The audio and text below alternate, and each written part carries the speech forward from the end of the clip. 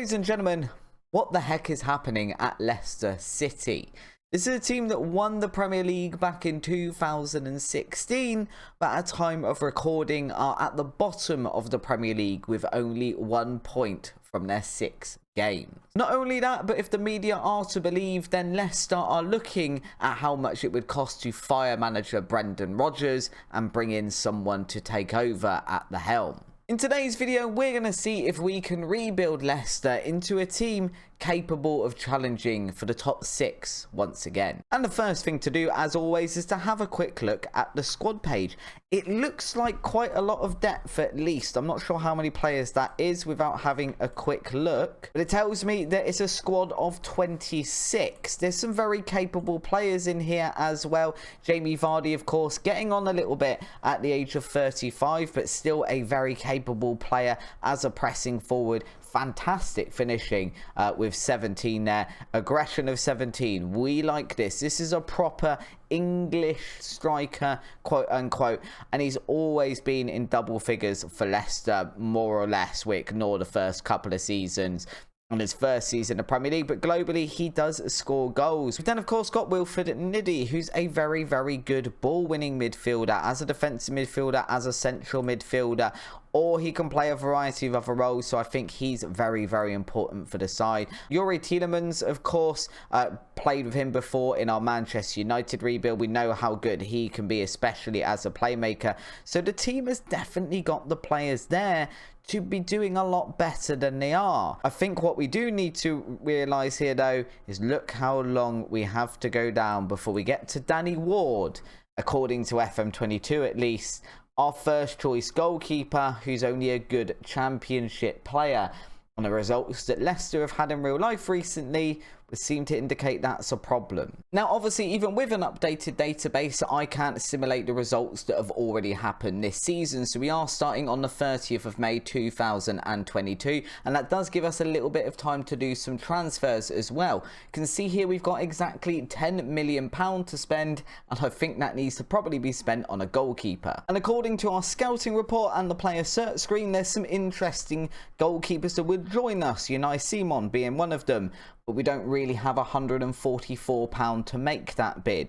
So in terms of who we could afford, there is India at Fenerbahce. For having a quick look at him, obviously we can't exactly see what he's been conceding, which is a bit annoying, but he probably is a little bit better than Danny Ward at the moment. I'd imagine it's difficult to be worse. We've also got the really obvious FM22 choice, which is Dominik Livakovic. Used him recently in a Birmingham rebuild, as well as my FM22 beta, etc. The list goes on. He's just an amazing goalkeeper for very, very little money. We've also got David Ospina, obviously formerly of Arsenal, currently of Napoli, question mark. It looks like he might have moved to Saudi Arabia.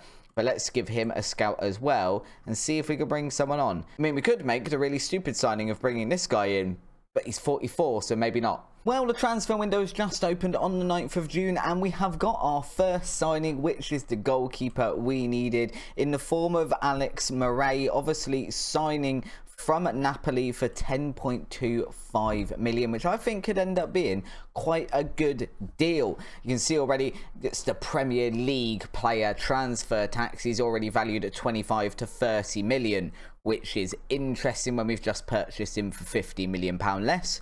But never mind. Definitely a vast improvement on Danny Ward.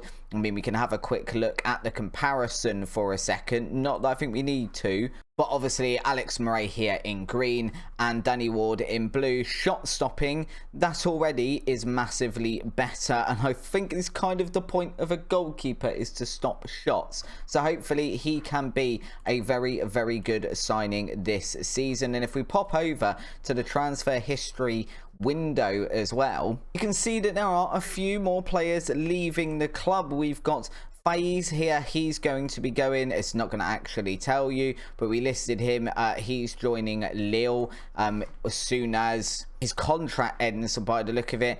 Timothy Castagne as well. I mean, he's reasonable, but I think for the money we were able to get for him, which was quite a decent amount of money, I think we ended up selling him for about 20.5 million down there. I think it was better to reinvest that in the rest of the squad. The same with Ryan Bertrand. He's going over to Schalke for 2.8 million. And then Perez is heading over to VfL Bochum for £13 million. And of course, because we get 100% of that transfer revenue, our transfer budget after having signed our new goalkeeper is now 39, almost £40 million. And we have started making some bids for some new players. So hopefully some of those players come in and we can add to the squad a little bit more before the opening day of the season. Well, it's the 1st of July and more players are joining the club. The first we've already seen, it is Julian Weigl, who can obviously play as a defensive midfielder or in the centre of midfield, and is a very, very good player. 24.5 million. He's ended up costing us. He was at Benfica on loan at Borussia Mönchengladbach, and I'm hoping he can come in and just sit in the first team. He's got some beautiful technical abilities, especially for what he want him to do. If he wanted to play him in here as a central midfielder, that 16 first touch, that 16 passing, and 16 for technique, alongside some beautiful mentals, could make him a very, very good player for the team. So we're going to add him to the training camp, do all of those lovely bits, send him on a language course so he can actually talk to the players around him, would be a good one. I'm noticing straight away though, we've got a slight problem, and that is we can't register one of our new players, so we are going to have to offload somebody before the start of the Premier League, but that's absolutely fine. We've also just set a record for high spending because we spent £68 million already. Great stuff. If we have a look, we have brought in a couple of other transfers as well since you last saw this. The first of which is Frederick DiMarco actually coming in to play as a left back. I think he's actually better than Luke Thomas. Realistically, his crossing is something I think is going to be very, very good, because I want to get crosses early into box to Jamie Vardy, just as a bit of a poacher. I know he'll be playing as a pressing forward, but he's going to be good at getting to those balls first, I think. We've then brought in the guy whose name I can't really pronounce, but it's Barat Djim City.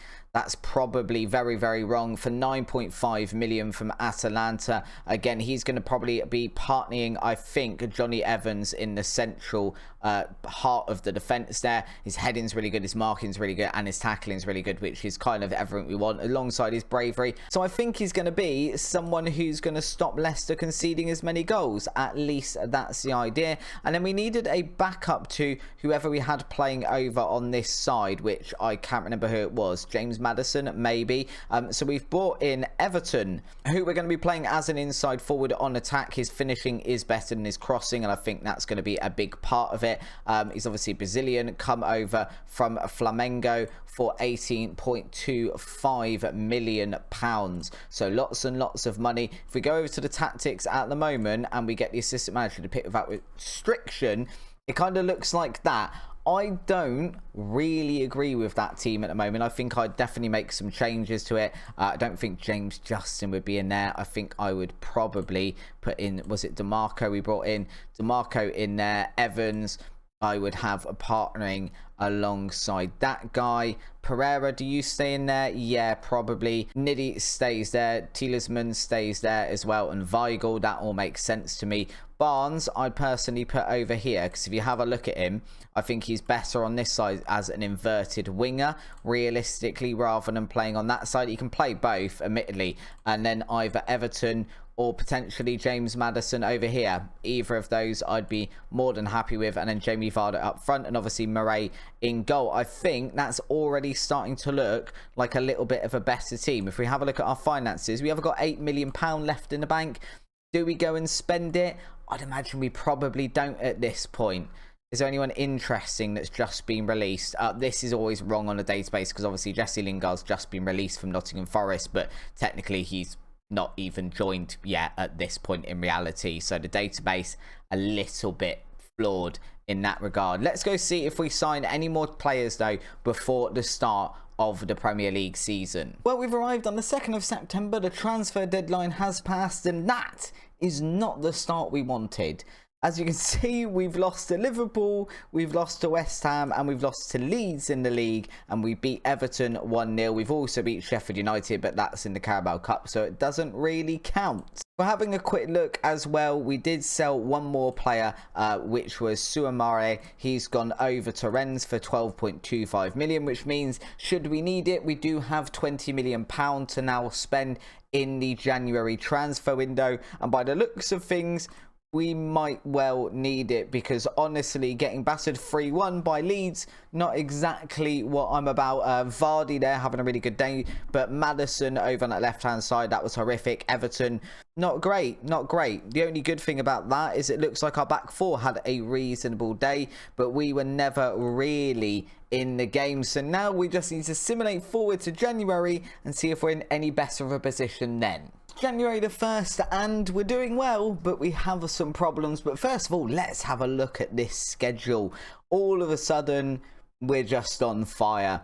We beat Bristol City, which was in the 3rd round of the Carabao Cup when I left you just before this. And since then, we've been on a really good run. We don't seem to be able to beat Leeds. We lost to them in the Carabao Cup. But in the league, we've lost to Aston Villa.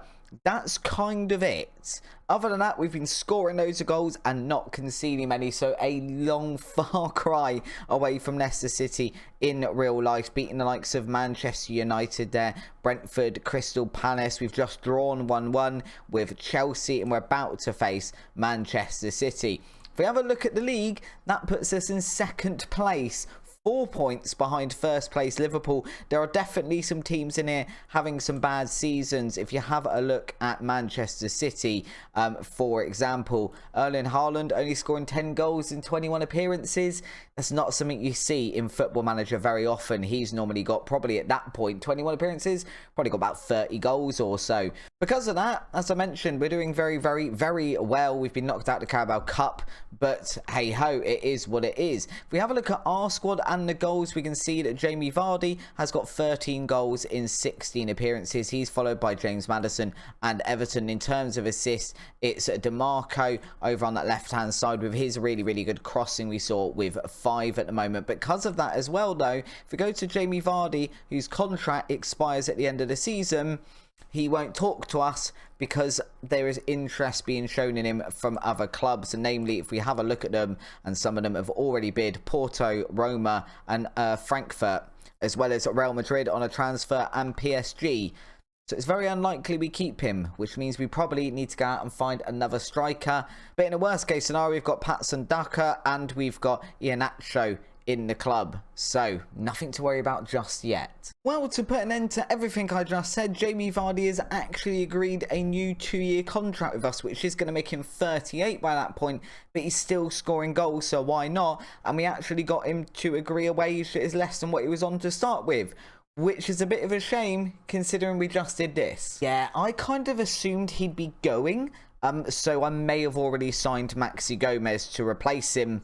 And now I have 4 big strikers at the club. I say big striker. We've got Maxi Gomez, Jamie Vardy, Patson Daka, and Iheanacho all at the club. All perfectly capable strikers. That may cause a little bit of a problem because obviously Vardy's going to want to be the number 1. And we've just brought in Maxi Gomez, who's also going to want to be the number 1. Admittedly, I think he works quite well as a pressing forward, yet he's not quite as good as Vardy, but I've used him on games before and he is a really, really good striker.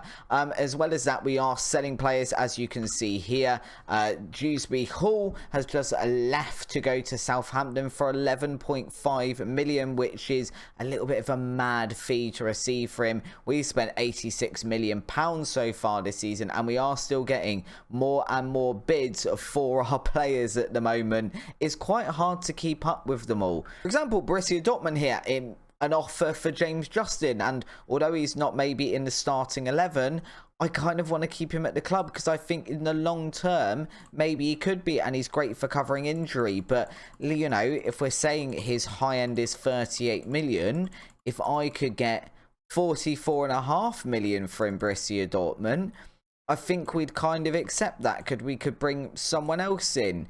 24.5, 34. No, we're not accepting that. I'm sure he'll be back in a minute to tell me how annoyed he is. We can see as well, Fiorentina have just signed Danny Ward, which means we do now need to actually get a backup goalkeeper. And in fact, if we have a look at the squad depth at the moment, it's probably the only place we are maybe a little bit light. We've got a fantastic amount of strikers there. I think one of these guys probably needs to go in this window now. Our midfield looks wonderful. We could do with another left back maybe, and we could do with another goalkeeper. So we're just going to keep on spending. We still got 26 million even after that Maxi Gomez transfer because of selling more players. Okay, it's February 1st. The transfer window has closed, and it's been a bit of a wild one this January transfer window. So let's have a look at what's been happening, starting with the players out. The first of those players out is Mendy, who has left to go to Wolves. We received just under £4 million for him. Again, it's a player that has only played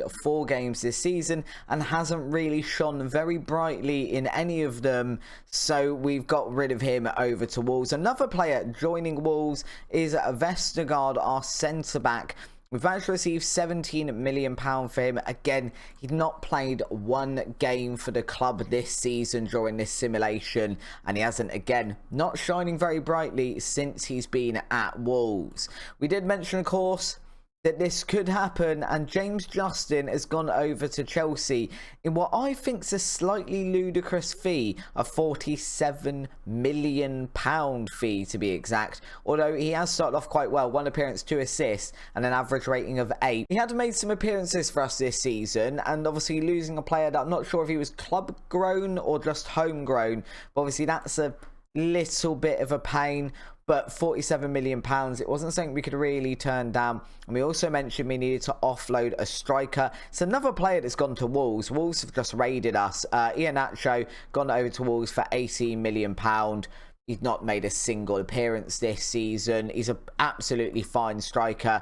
I think he can do a lot of good there, but realistically not a player we were going to use with Patson Daka, Maxi Gomez and Jamie Vardy in front of him. We can see we've received £153 million this year. We spent 128 million, and now we need to go through the remainder of the players that we have brought in. Maxi Gomez we obviously already saw, and then we've brought in a backup goalkeeper that I think is definitely an improvement on Danny Ward in Bayindir, or Bayindir. I'm not entirely sure. Either way, he's now a Leicester goalkeeper. We have had to pay £11.75 million for him, but he's having a good season at Fenerbahce. I think he's a very, very good backup goalkeeper. Let's just remember that as well. He's a backup goalkeeper. We then brought in a backup right back who I think is fantastic as well, Manuel Lazzari. He cost us 10.25 million to bring over from Lazio. You can see he's made 3 appearances already, got himself an assist and a 7.2 rating, so brilliant stuff. He was having, again, a fairly decent season in Italy at Lazio. He's amazing as a backup goalkeeper. We've then managed to bring in this guy, Manuel Akanji, who obviously has only just, I believe, joined Manchester City literally maybe a couple of weeks ago at the end of the transfer window, but he wasn't having a great time. They hadn't made any appearances. They chucked him up on a transfer list, £12 million for us to bring him to the club. He's a very, very good backup. He's a very good rotation squad player. I'm more than happy, especially when you have a look at some of the transfer fees you can pay to bring in someone who's just going to be a rotation player. We've then brought in Alex Oxlade-Chamberlain, which I realise is a little bit of a weird one at the age of 29, and we have had to pay a fair fee for him, 10.5 million. He didn't start off very well either, but that's more just because we do need English players and homegrown players in the club. 10.25 million for someone who does still have good technical attributes, who has good mental attributes. I kind of feel like that was the best we were going to do, so we've added him to the squad. And much in the same vein, in order to add an English player to our club ranks, we have brought in Harvey Elliott. He has cost us an obscene amount of money, 41 million, for a player that's probably not going to be starting that many games this season. But again, it's the English player tax. We all know how the English player tax works. And realistically, actually, at the age of 19, current ability of 2.5 stars with potential to go to 5 stars, and his technicals are already looking like that, I think that could end up being a little bit of a steal. In terms of the competitions, we are currently third at the moment. We've got a game in hand, so we can catch up with Arsenal. Over the January transfer window, we've drawn 1-1 with Manchester City. We've absolutely battered Nottingham Forest, who I think, because of the database, are still in the Championship in this version, so that's in the FA Cup. 2-0 against Newcastle, 6-1 against Southampton, with 4 goals from new signing Maxi Gomez, 3-2 against Wolves, and then we drew 1-1 with Arsenal. Another Maxi Gomez goal, to the point I'm almost considering starting him instead of Vardy, because obviously I can go on to our tactic and choose what players definitely start games and then let the assistant manager choose the others, and I am tempted to start Maxi Gomez for the rest of the season. I'm not sure yet. Obviously, we still got to simulate through February, March, April and May, so let's do that now and see how Leicester are looking at the end of the season. Okay, so we are back for the end of the season, and apparently there's a Manchester City job going if any of you fancy it.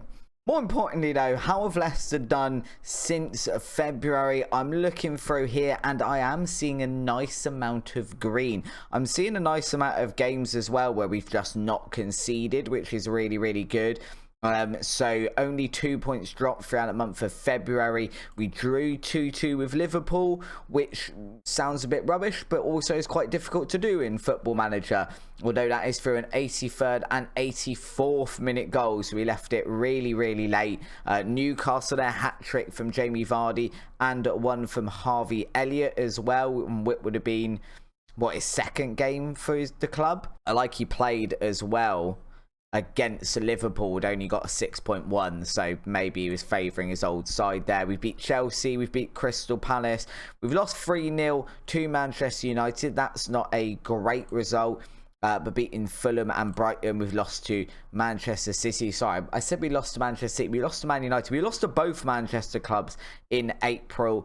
And then towards the end of the season, we have got a 1-0 loss there to Everton and a 1-1 draw with Spurs, which at the end of the season leaves us in second, which is not what I set out to do. This was meant to be a nice little, let's get Leicester to a mid-table finish. Instead of that, we've not exactly challenged for the title because we are 11 points behind it. But second place, back in the Champions League. We've been up there all season long as well, so that's really, really good. Looks like the FA Cup and the Carabao Cup, we've not really done a lot, to be honest, but I think the focus here needs to be on the league, given where Leicester are in real life. There's 23 goals this season from Jamie Vardy. The second highest scorer, James Maddison, who's wanted by Manchester City, with 10. Maxi Gomez has come in 9 starting appearances and 5 sub appearances and getting 8 goals. I feel like it's a pretty good return. I genuinely think there would be a conversation to be had where he goes in instead of Vardy next season. Tielemans, if you have a look at him, he's wanted by Liverpool. He's had a fairly decent season, to be fair.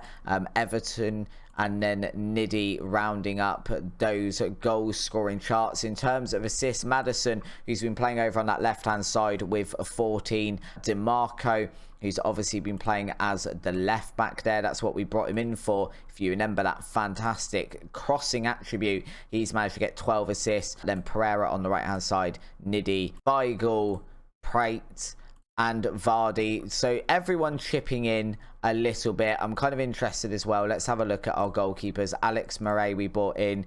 37 appearances, 38 conceded and 12 clean sheets. I don't think is horrific. Bayandia didn't end up playing that much. He played 1 appearance, which I think was the last one of the season. But he did get a clean sheet. So that's all good. If we have a look at player stats as well, most goals scored by Erling Haaland, only 29 for him, which is unusual in FM. So Jamie Vardy in the top 5. He's the 4th highest top scorer there. DeMarco actually got the most assists this season. James Maddison is in there as well. If we're having a look, DeMarco also got the most key passes of any player in the league, which is really, really good. No one in there. Most clean sheets. Murray's in there. He's joint 6. It's not too bad, to be fair. And he's also not in there for fewest conceded. Never mind. All in all, though, I think that's a pretty good season for Leicester and a very, very successful one-season rebuild. Of course, if you do want to continue with this save, you can do so by heading down into the description. Click on my Patreon. If you're a member on there in the star player tier, then you can download this save file and continue yourself. And if you do so, you've got £58 million to spend next season, which I think should be enough money to improve on this. I mean, it's looking like quite a nice team. If you have enjoyed today's video though, do hit the like button down below the video. It'd be really very much appreciated. If you haven't subscribed already, subscribe. As we head towards FM23, there'll be lots of content out for that. But until next time, see you there. Bye bye.